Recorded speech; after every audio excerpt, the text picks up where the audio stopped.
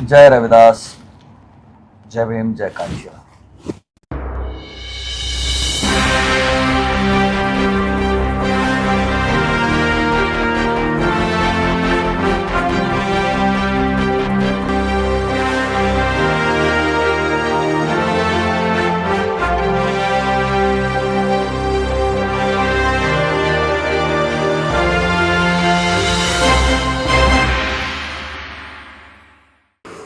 आपला विषय आहे गुरु म्हणजे ज्ञान, संस्कार, न्याय आणि परिवर्तनाचा अखंड दीपस्तंभ।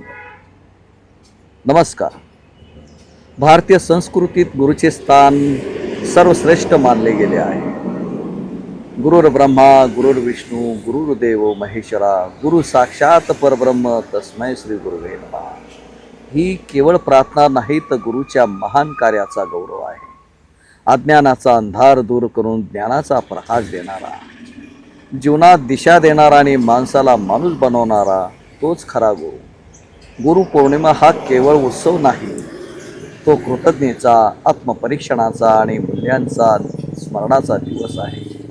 आपल्या जीवनात ज्यांनी विचार दिला, संस्कार दिले, संघर्षाची प्रेरणा दिली आणि योग्य मार्ग दाखवला, त्या प्रत्येक व्यक्तीप्रती आदर व्यक्त करणारा हा पवित्र क्षण आहे। गुरु म्हणजे केवळ शाळेतील शिक्षक नव्हे, आई वडील, शिक्षक, प्राध्यापक, समाजसुधारक, संत, विचारवंत, संशोधक, कलाकार, वरिष्ठ सहकारी आणि अनुभवातून जीवन शिकवणारी प्रत्येक व्यक्ती आपल्या अर्थाने गुरुच असते।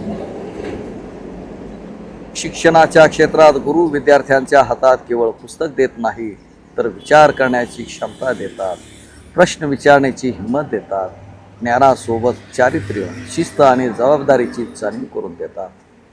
सामाजिक जीवनात गुरु आपल्याला समता, बंधुता, मानवता आणि परस्पर सन्मानाची शिकवण देतात। संत कबीर, संत रविदास, महात्मा ज्योतिबा फुले, क्रांतिज्योती सावित्रीबाई फुले, राजर्षी छत्रपती शाहू महाराज आणि भारतरत्न डॉक्टर बाबासाहेब आंबेडकर यांच्यासारख्या महापुरुषांनी संपूर्ण समाजालाच ज्ञान, समता आणि स्वाभिमानाचा मार्ग दाखवला।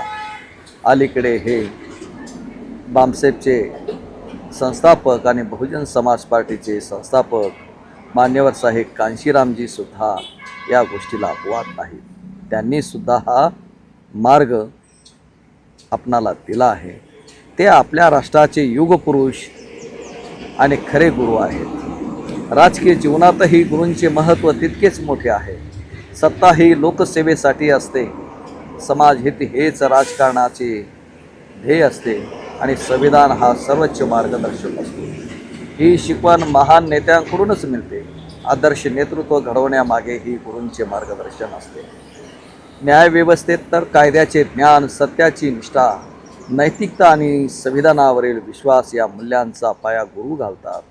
न्याय म्हणजे केवळ कायद्याचा अर्थ लावणे नव्हे, तर समाजात विश्वास, समानता आणि न्याय टिकवून ठेवण्याची जबाबदारी आहे। सांस्कृतिक जीवनात गुरु आपल्या परंपरा, भाषा, साहित्य, संगीत, कला आणि अध्यात्म यांचा वारसा पुढील पिढीकडे पोचवतात।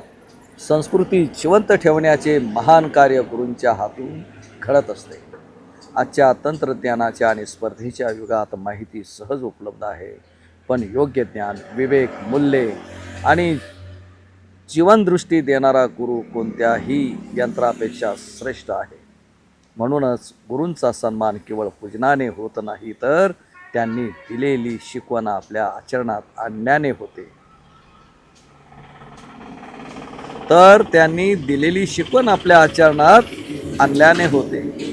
या पवित्र गुरुपौर्णिमेच्या निमित्ताने माझ्या सर्व गुरुजनांना, शिक्षकांना, प्राध्यापकांना, समाजसुधारकांना, संत महात्म्यांना, वरिष्ठ सहकाऱ्यांना, न्यायदान करणाऱ्या क्षेत्रातील मार्गदर्शकांना आणि माझ्या जीवनात ज्ञानाचा दीप प्रज्वलित करणाऱ्या प्रत्येक व्यक्तीस मी कृतज्ञतापूर्वक वंदन करतो। चला, या गुरुपौर्णिमेला आपण एक संकल्प करूया, ज्ञान मिळवू, विवेक जागू, संविधानिक मूल्यांचे पालन करू, समता आणि मानवतेचा मार्ग स्वीकारू आणि समाजहितासाठी आपल्या कर्तव्याचे प्रामाणिकपणे पालन करू। आपणा सर्वांना गुरुपौर्णिमेच्या मनपूर्वक हार्दिक शुभेच्छा।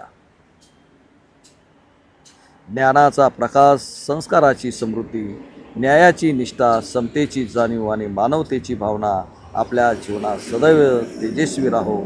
धन्यवाद.